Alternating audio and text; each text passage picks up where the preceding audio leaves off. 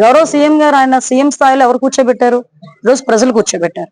ఎంత ఓట్ల మెజార్టీతో కూర్చోబెట్టారు? 164 సీట్లు ఇచ్చి 90% పైన ఈరోజు స్టేక్ ఇచ్చి మాకు ఈరోజు కూర్చోబెట్టిన పరిస్థితి. నువ్వు రీకాల్ చంద్రబాబు నాయుడు గారిని చేస్తాను అంటే అది రీకాల్ చంద్రబాబు నాయుడు గారిని చేయటం కాదు, రీకాల్ ప్రజలను చేస్తున్నాడా? ఈరోజు ప్రజల తీర్పుని చేస్తున్నారు రీకాల్. ఈరోజు దయచేసి అది అర్థం చేసుకోవాలి. ఈ రోజు జగన్మోహన్ రెడ్డి రీకాల్ చేయడం అవి కాదండి. ఈ రోజు మీరు ఒక విషయం అర్థం చేసుకుంటే, ఒక మనిషిగా కూడా ప్రవర్తించటం లేదు, ఒక మానవత్వం ఉన్న మనిషిగా కూడా ప్రవర్తించడం లేదు అన్నదైతే ఈ రోజు మా ఉద్దేశం.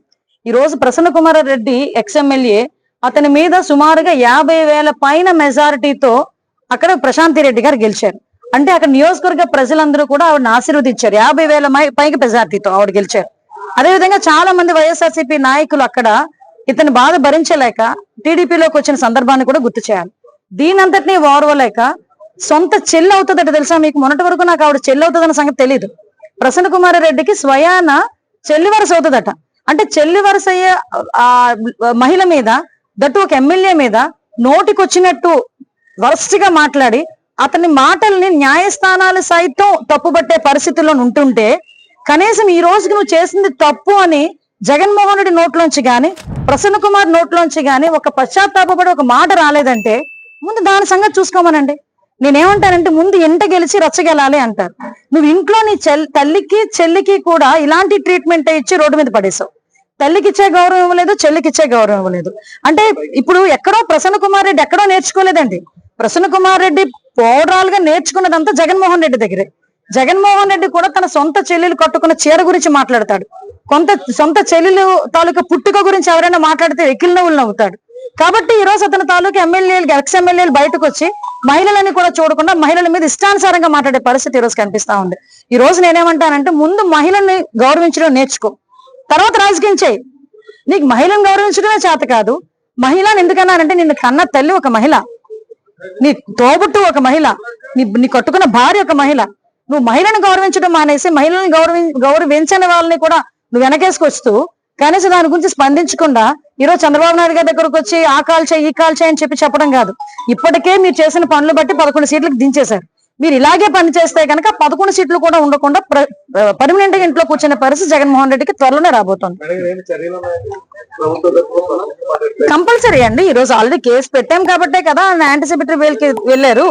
సో నిన్న మీరు చూసారు, అంటే న్యాయస్థానాలు కూడా తప్పుపట్టిన పరిస్థితి కూడా మనం చూసుకోవాలి. అని ఎవ్వరూ హర్షించరండి, ఎవరూ హర్షించరు, ఒక జగన్మోహన్ రెడ్డి తప్ప. అదే అతని మనస్తత్వం నాకైతే అర్థం కాదు. మళ్ళీ ఈ రోజు కూర్చొని ఏదేదో నీతి కబుర్లు మాట్లాడే పరిస్థితి మీరు అబ్జర్వ్ చేయండి. జగన్మోహన్ రెడ్డి ఈ సంవత్సర కాలంలో ఎవరెవరు చూడటానికి వెళ్ళాడంటే, గాంజా కొట్టి ఉన్న రౌడీ షీటర్లను పరామర్శించడానికి ఒక రోజు వెళ్ళి అక్కడ ఆడవాళ్ళ మీద, పోలీసుల మీద రాళ్ళు చూపిస్తాడు. లేదు అనుకుంటే బెట్టింగ్ ద్వారా చనిపోయిన అతనికి సంవత్సరం తర్వాత విగ్రహం పెట్టి విగ్రహం ఓపెన్ చేయడానికి వెళ్తాడు. సంవత్సరం తర్వాత చనిపోయిన వాడికి విగ్రహం ఓపెన్ చేయడానికి వెళ్ళి ముగ్గురిని చంపేశాడు. కారు కింద అతనికి ఏంటంటే, మొన్న చూశాను, ఒకసారేమో తలకే తొక్కించాడు, మొన్న మామిడికాయ తొక్కించాడు. మామిడికాయలు రోడ్డు మీద పంట అండి. నిజంగా ఆ పండించిన వాడికి ఎంత బాధ ఉంటుంది తెలుసా?